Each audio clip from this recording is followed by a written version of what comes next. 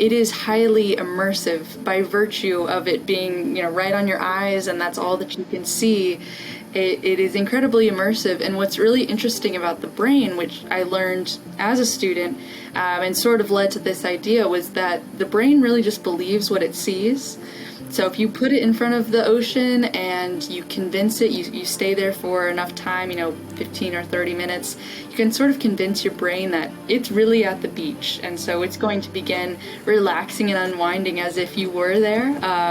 It's all in the headset. Hey y'all, this is Kosta, and today I'm here with my guest, Carleigh Berryman, international virtual reality healthcare expert and founder and CEO of Viva Vita. Delivering virtual reality to over 10,000 seniors in hundreds of retirement and memory care communities across the country. In 2022, Carleigh joined the board of directors of the International Virtual Reality and Healthcare Association as she continues advocating for retirement communities to rethink senior well-being through virtual reality technology. So, Carleigh, since most of us are new to virtual reality, and if you're like me, don't fully understand it yet, I want to start with the basics. Walk us through what kind of technologies are being used and how it all works. Absolutely. So, surprisingly, virtual reality has been around for several decades, actually. It's been used in different industries. Yes, most people don't know that, but the first VR headset was made in the 80s or early 90s. Today, of course, they've come a long way, and now the most common VR headset that you would find at a Best Buy or the like would be a standalone VR headset. Meaning it doesn't plug into computers or use a cell phone.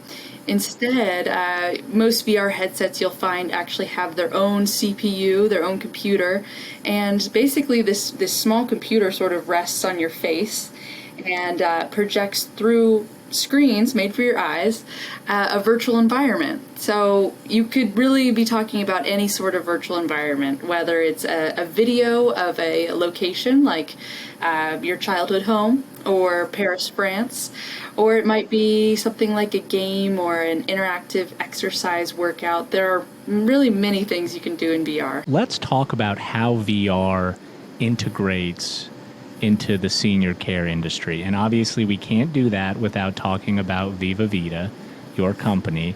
But I want to know more about how you came into the senior care industry and how your company has evolved. But before you answer that, I want to know when you first thought of this idea to incorporate virtual reality as a resource for seniors.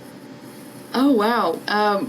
Initially, I believe the idea originated in 2017, but I didn't actually launch the business until 2019. So okay. I was still a student actually at that time in 2017 and was right in the middle of my college degree. So I was working on that and a couple other business ideas, and one really succeeded. One really became real over the next couple of years. And so why virtual reality, but more importantly, why virtual reality for seniors? Yeah, absolutely. So one more thing about virtual reality is that that virtual environment that I mentioned, it is highly immersive by virtue of it being, right on your eyes, and that's all that you can see. It is incredibly immersive. And what's really interesting about the brain, which I learned as a student, and sort of led to this idea, was that the brain really just believes what it sees. So if you put it in front of the ocean and you convince it, you stay there for enough time, 15 or 30 minutes, you can sort of convince your brain that it's really at the beach. And so it's going to begin relaxing and unwinding as if you were there. It's all in the headset. So what led us to bring it to seniors was actually my own experience with my grandmother, Linda, granny to me. And she had been living alone for a few years at that point. It was getting harder for her to get out and just find meaning in her everyday life. Sure. And at one point she said to me and my family, she said, some days I wake up and I just kind of lay there and I look at the ceiling and I wonder, should I even bother getting up? Should I go back to bed? I don't really have anything going on. And so that was really just a shocking moment of, wow, my grandmother feels like she has no reason to get out of bed in the morning. Yeah, for sure. Yeah, I knew enough about VR at that time to kind of see the beginning of an opportunity of, okay, well, Granny used to love traveling. She still likes to when she can, but it's very difficult. What if we bring the world to her? And it's now much more possible with how advanced the technology is getting. And so when I think about virtual reality, being in the long-term care space, I see somebody who wants a sense of community in, and I'm going to air quote this, like metaverse, right? So we already see people that are finding relationships, meaningful relationships, friendships, learning new skills in the metaverse. And so did that have any bearing on developing this technology to see if maybe you could find your own sense of community through virtual reality for seniors? That's interesting. Well, actually, the metaverse as a term, it really wasn't a term back in 2019 when we got started. Very good point. Yes. So there are many opportunities that the metaverse opens, and for seniors specifically, the opportunity to meet with each other, with like-minded people in the same sort of stage in life, is a really interesting application. To have a virtual world just for that purpose is something that's really exciting. Now, there are some realistic concerns that are present now that are kind of in the way of making that a reality, if you'll excuse the pun, but that's definitely on its way. Yeah. And so, if somebody is considering, say, for example, to move to like a retirement community or assisted living facility, but they want to remain in their own home, but they battled this type of depression. And being in this industry, how depression can affect somebody's overall health and well-being. And so if you can offer this type of service to keep them aging in place, it'll probably save the family members a lot of money, but also it may improve their quality of life. And I'd like to talk to you about that. Do you come into contact with clients or facilities? What's your general experience of working with people in this industry in trying to give them this virtual reality immersion? Yes, well, you speak of, the need of loneliness and the need to have connection as one of the reasons that people might move into community. And that's absolutely true. That's the case for my own grandmother. A few years into this, just not too long ago, but a few years into Viva Vita, she did decide to move into a senior living community. And it was, that was pretty much reason number one for her. But like you said, some people can't afford that or really, are resistant to the idea, which I completely understand, and would prefer to age in place. And so this is sort of a bridge to provide that community, even if you're at home. So, yeah. Go ahead. No, please go ahead. Well, so how Viva Vita typically works with communities or with seniors in general is we do work through the communities. Okay. So currently we only offer our amenities to other retirement communities and businesses. And they will typically purchase a fleet of VR headsets and have a good-sized amenity so that they can do group sessions and get that community aspect we've been speaking about, have people take tours together and feel like they're there together, and then come back and kind of discuss it and share memories. And so that's the most popular use case. We also see caregivers taking the VR headsets one-on-one for individuals who maybe can't leave their rooms or who are resistant to leaving their rooms. So. Yeah. And so just so that the audience understands what you're describing, they're sitting like in a room similar to how nursing facilities or assisted living facilities have like big gathering rooms where they play like bingo, right? Yeah. And so with virtual reality in these headsets, they can go like on tour and visit Rome, or they could even do something as simple as going to New York City or Washington, D.C., like places they've probably already been and can reminisce about those times. I think that's just so freaking cool, man. Like just so cool that we have an opportunity to sort of solve one of the biggest barriers for people that are aging and to uplift their overall mood and their well-being, which in turn will make them healthier, more optimistic individuals. You know what I'm saying? Yeah. What do you believe is like the ideal candidate? Like, is there a specific age range or cognition level or mobility for the people that use your technology? Well, as for Viva Vita, our largest demographic is assisted living. And those residents who don't have as much independence, can't just get in their car and drive wherever, and do require some assistance. But we do serve the spectrum of, even those in independent living who are able to kind of navigate the world as they please, and those in memory care who are living with dementia or Alzheimer's. What we have found, though, is it is important to have a tailored approach for each user group that you're working with. Interesting. And different levels of content. For example, people in independent living, they look for experiences that mirror the life that they are currently leading or that they just led. So, for example, we have people who like flying in an F-16 plane and who have requested skydiving and skiing and really active experiences. Yeah. And there's definitely some people in the middle that would love those things. But if you put someone in memory care in an airplane or, skydiving, God forbid, they're really going to think that they are flying through the air or that they're underwater with the fish. And so that's going to be upsetting to someone that can't breathe underwater or doesn't want to suddenly be up in the air. So it's those kind of considerations that have to be taken into account. So people that are, say, for example, like in a wheelchair, that can't, because when I think VR headset, I think like, bouncing around and you've got like the lightsaber game and all these other things on Oculus that you can play. But like people with mobility issues, like can they still participate in going on tours and playing games? How does that work if they are, bound to a chair or something like that? Definitely. And that's a great question. So with Viva Vita, we've made the experience specific, or we've kind of tailored it so that it can reach the widest audience possible. Okay. And so for that reason, most of our experiences are more passive and more of a tour where whether you're in memory care or you're in independent living, you can sit back and relax and enjoy it. And so we do recommend that all of our users stay seated. So everyone is able to participate in that way.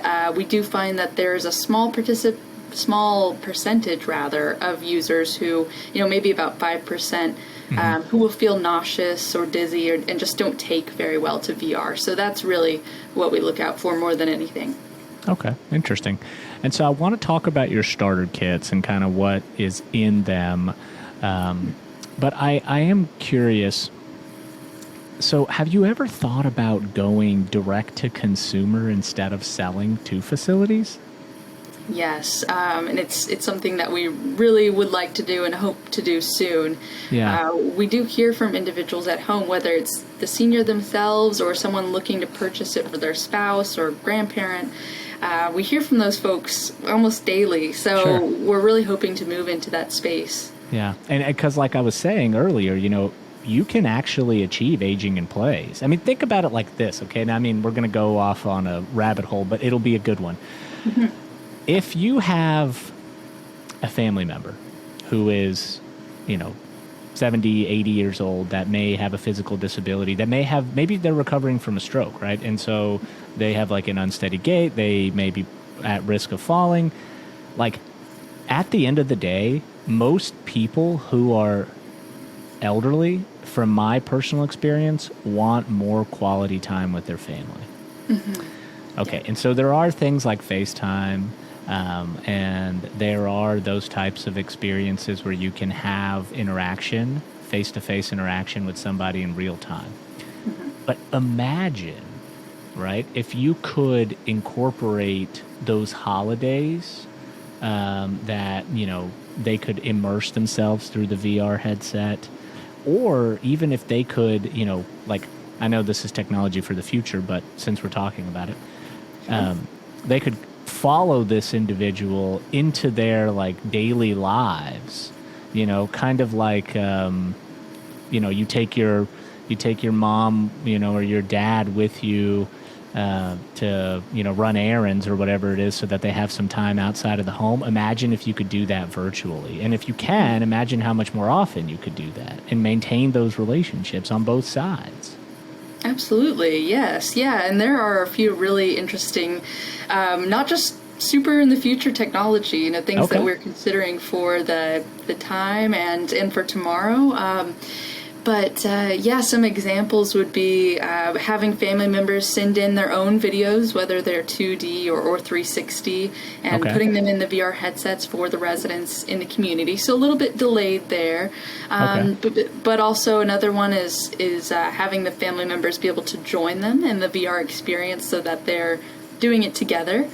And then finally, a possibility, specific app we're evaluating where the grandmother, the grandfather, or the parent can just put on a VR headset and instantly be in the living room, for example, with the family. By having a live 360 camera there. So they could turn it on whenever, and it's like she's taking a seat at the table. Yeah, having dinner, right? Like that's next level. Carleigh, I love that. It's really cool. I get really excited too. Yeah. So tell me about your starter kits, like what's in it. Walk through like a normal client experience when they do purchase a starter kit. And then also I want to know, what is the upkeep of the system as well? Yes, absolutely. So our starter kit includes a VR headset, a tablet, which can be used as a remote control. And we've built this with special software so that anyone, even if they've never heard, let alone seen VR before, they can pick up the tablet, which is a familiar, Samsung device, and they can start content for their residents. So it makes it very easy to get started and to keep the programming going. Nice. All of that software is already pre-downloaded, as well as a starter library of content. So they've got several hours of different travel, relaxation, and educational videos to peruse through. Yeah. And again, it's all downloaded, so they don't have to fuss with any of that when it arrives. They don't actually even have to connect to Wi-Fi to begin with their amenity. Really? Wow. Yeah, so we've eliminated the need for Wi-Fi. So the tablet and the headset can communicate with each other without that. We found that that's really important because most of these communities, if they do have Wi-Fi, it's not very strong. So that's been a key part. But at community, they'll typically purchase anywhere from 5 to 10 headsets on average of these kits with the tablet and the headset included. We have found we're able to work with more communities in all sorts of areas and different circumstances in the U.S. By removing certain barriers that get in the way. For example, we don't require minimum order quantities, so they can start with just one kit. They want to try it and see where it goes. They don't have to lock into any sort of subscription where they're paying monthly or paying ongoing, which we find keeps a lot of people kind of from taking that leap into VR. Sure. And then finally, we offer a rent-to-own plan, so they can purchase their VR headset over the course of 12 months. And we don't charge anything extra for that, but it's just so that we can really get into as many hands as possible. Sure. Yeah. And so really the only upkeep that I'm hearing you say is just, doing the updates for the software. There's nothing like tangible, obviously at some point you may have to replace the technology, after the course of 5 years, just like anything. Sure. Do you have, and I don't know if you can share this, but do you have like a range of how much these kits cost so that, and maybe even what you're planning on selling them to a straight-to-consumer, direct-to-consumer type of model? I wish we could share something like that with our direct-to-consumer, but that is a ways in the future. Okay. With senior communities, what I can say is that we are able to get that price as low as $75 a month. Oh, wow. I mentioned, breaking that cost down over a year. So that gives you an idea of our pricing. We're really trying to fit in the average community's monthly activity budget. I love that. So you and I talking about this, like we can envision and picture virtual reality, but there are a lot of people who, number one, don't own an Oculus headset. And I say Oculus because it's the most popular brand, and there's other brands for virtual reality. There are people that don't really even understand the concept of virtual reality. We are still in like the 2010 Nintendo Wii stage, with the tennis. Everybody's so excited about that tennis game, and they're like, I got to get a Wii. So yes, and that's great too. It is. Mm-hmm. But like, how do you train these communities? Like, what does your training process look like? And also, is virtual reality easy to understand and teach someone in their elder years? Yeah, so a lot to say on that last question Sure. about it, the ease of teaching and the enthusiasm for teaching. Okay. But let me grab a headset here and just, Okay. for the sake of demonstration, so I love just it. to help conceptualize, so this is our VR headset, and mentioned that computer is here in the front. There's actually a battery pack in the back, which is unique to these headsets, makes it a little bit more comfortable. So it's different from what you might find with an Oculus. But yeah, you would just put this on, and when it's turned on, that digital environment's displayed. So when I look left and right, I can't see any in my office. I would instead see that beach or that town, whatever it might be, and feel very immersed in that way. Yes. I love it. And how do seniors respond to that when they put it on? Is it difficult for them to understand how to operate it, with the tablet, with the headsets? Have you had any interaction there? Absolutely, yeah. So actually, before we got started formally, we spent 6 months or a little bit more in communities, putting different headsets on different folks, trying out different content and seeing what worked best and what didn't work. And if you're talking about the typical independent living or assisted living resident, it's pretty easy to explain what it is. It's definitely easier once they see it. So I would try to do some explanation back in those days, and then I would just have them see it for themselves. And I absolutely love the reactions. It never gets old to see someone put on VR, especially for the first time, and try it out. And what I found was that the residents, they felt more connected to the world around them through what they were seeing in the headset, but also just by virtue of getting hip to a new technology and using the same thing that their grandchildren use. So they feel sort of modern in that way. And people would ask me, could you teach me more of the controls? I want to know how to use more of this and be more in control. So a lot of enthusiasm there. I like that. And so let me go on the other end of the spectrum. So obviously there's so many people that are excited about it, but do you ever encounter people who are scared of bringing this type of technology into their care process, whether it's families or patients? Scared, not so much. One time in 2019, back again in the early days, I was attempting to persuade a resident to try it with me. And I think she was in her late 90s, but she was convinced that she had one of those as a kid, and she was bored of it, had seen it before, didn't need to even take a peek. So that's fine. Sure, yeah. And maybe she was thinking of a Viewmaster or one of those with the little photos. Yes, with where you switch the had the film on it, and you just switch it, one after another. Yeah. Exactly, yes, and I would sometimes use that as an explanation or a way to kind of segue into VR. Did you have one of those as a kid? Well, this is sort of like that, but to the next level with videos. So, but, there have been some healthy concerns especially around sanitation of the VR headsets, and possibly some concerns around memory care, are we going to put them underwater? Are we going to put them in the sky? And making sure of those things. But generally, the concerns are more around realistic barriers like budgeting, things like that. Right. Where do you think that Viva Vita is going to go in the next 5 to 10 years? Where would you like to see it go? Yes. So first, we're expanding to adjacent markets, Okay. which we've identified as basically anyone who is trapped somewhere that they don't want to be, who feels trapped, as many of these seniors say that they do. So we've heard a lot of requests from communities or companies, I should say, that include dialysis, oncology, rehabilitation. So any of those situations where it's uncomfortable or unpleasant, we can bring virtual reality in to benefit. We like to reach seniors at home. They also, say that they feel trapped, and there's so many opportunities, as you and I have discussed, to reach those individuals.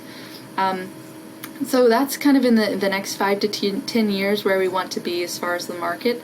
But our ultimate goal is to improve quality of life for individuals everywhere, and to change the way that we speak and think about aging in our society.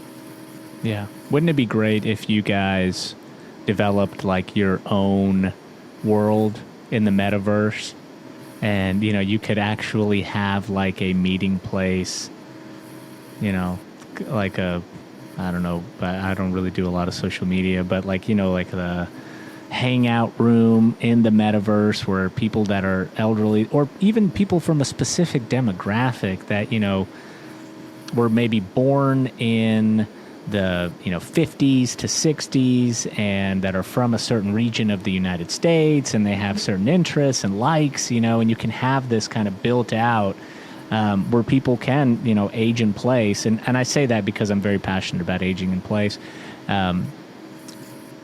They would have, in my opinion, I think, less anxiety about living on their own. And they have more of a support system. I mean, you got to think about it like this. Seniors, one of their biggest barriers to being able to live on their own, aside from their disability, is transportation and obviously the finances of being able to go out into the community because they're on a very limited budget. Virtual reality can supplant that. Obviously not entirely, but it could supplant a large portion of it. What do you see as like your pie in the sky, like the one thing that you wish that you could do with your company to improve people's lives?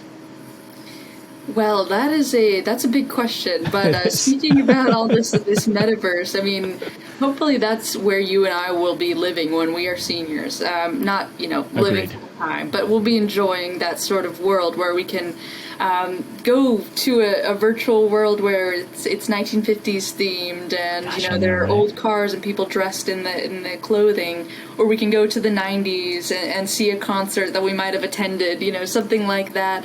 Yep. And hop around from these virtual worlds. And so I think that's where we're headed, and we'll see more things developing in the metaverse. There's still some security concerns and questions around that, and also just some real barriers and limitations in the way of seniors adopting something like that. But just a note, I'm not sure where this fits, but Alcove is an app that was created by AARP, actually. Oh, and, wow. It's not quite full social VR where anyone could just jump in it, but you can find it on the Oculus Store, and doesn't matter who you are, you can try it. Yeah. And there are many different activities to do there. You can join with your senior, your loved one. And so that's kind of an early version of what I think we'll see more and more of. It's our MySpace. Yeah, exactly. I love it. Well, Carleigh, listen, this has been great, and I really appreciate everything that you're doing from the virtual reality perspective, just from being someone that's pretty young. When I started in this industry, I was 23. I understand what it's like working with everybody who's, in their 50s and 40s, and then also working with the population of individuals who are your elders, So the fact that you're willing to do this, and you're willing to be innovative, and you're willing to break down barriers, and you're doing things that people aren't thinking about, at least not to scale, and so you should really be proud of yourself. I can only see that the future is going to be bright. So, well, that's kind of you to say. Thank you. we always like to end the show with a call to action.